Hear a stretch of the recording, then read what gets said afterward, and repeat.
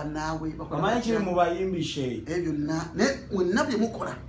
togenda kibera mu luberera nawo abayimbi ngabeeruga wano she ujiro kyaluga bano yojo kufanga kafeero ujiro kyaluga bano ujja kufanga lake dubi ujja kufanga nga MJ ujja kufanga basudde ujiro kyaluga bano lucho mwenenye mwetereze embera y'ebyo nakatonda yawo mukisa yakuwa eddobozi tegete akusobozesa okujja eno wansi paka wakutuusiza asitudde ekitiibwa kyo noba ng'omanyikiddwa oyeka asukulumya omuntu tolina kufuna riziki kuva ng'ogijja mu masabo ogijja ku bino nakuloga banno nakulemesa banno ebisigaddewo ebityo okutta omukisa gwa muno n'obukwatemu oti